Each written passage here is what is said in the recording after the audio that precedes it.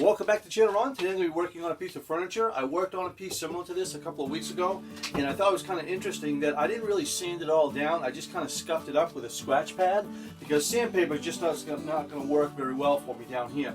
So I scuffed it up and I put some of the water-based summer oak stain on it, and it really looked pretty good. So I thought, you know what, I've got another piece, so I'm going to just show you how well it came out. The reason why I'm doing this is because this is all I have to work with and I want to get it done. And I love the water-based because it dries so fast. So let's go ahead and get started. Alright, so I'm just going to go ahead and I'm just going to take my scratch pad and I'm just going to go ahead and sand that down a little bit with that. I love these scratch pads. I use these on the automotive side all the time. So I'm just going to kind of scuff this all up. Now if I want to use a piece of sandpaper on the top, I can. And I may, but I don't think I will. I'm just going to go ahead and use a scratch pad to smooth it out just a little bit. But what really is nice with this is you can get around things like here really well. Kind of gets in there real easy. With sandpaper, you're probably going to take a little bit too much off. So just going to go ahead and I'm going to scuff this all up. And then I'm going to go ahead and put some poly on it. I'm sorry, not poly, some stain.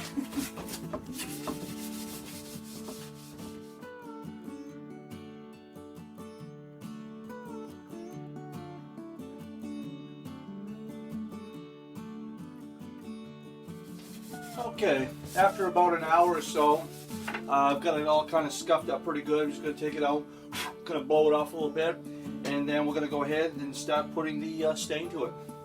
And you might have saw that I did use sandpaper on a couple of spots. There was some paint up here, and I really didn't want to put stain over the paint, so I did go ahead and sand some of that paint off there.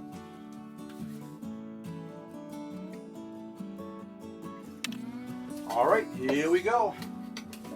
And again, if you want this to be perfect, then you might want to sand down completely. But I really kind of like the look of what this is going to turn into once we're done.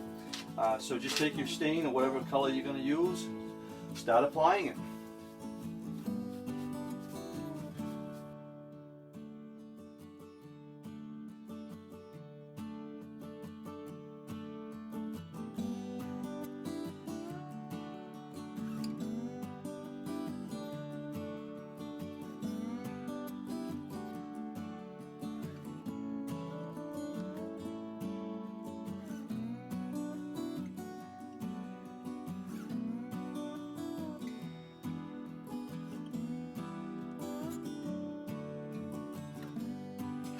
Okay, it looks really good. I'm real happy with it. So it's still kind of setting up, and you might be able to see all the old scratches and the old paint or the old stain that was on there. And I kind of like the looks of that, you know, kind of gives it character.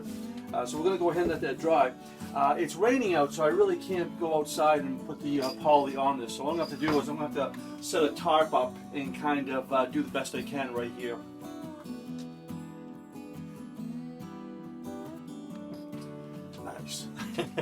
Gotta improvise.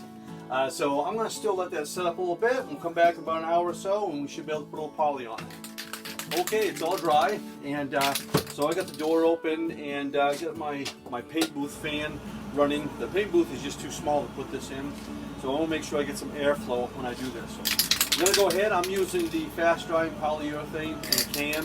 I've also used the brush style, but I kind of like this. So I'm gonna go ahead and put a couple of coats on this.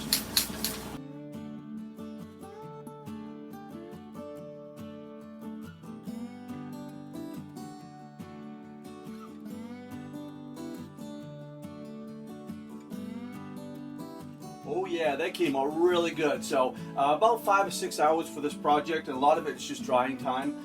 So if you're not really looking for a really professional job and you're happy with just the grains and the paints and stuff like that, then you're going to be real happy with this. So a little bit of stain, a little bit of polyurethane, and a lot of elbow grease, so to speak, of sanding, and you're going to come up with something really nice. So I hope you enjoyed it, and we'll see you on the next one.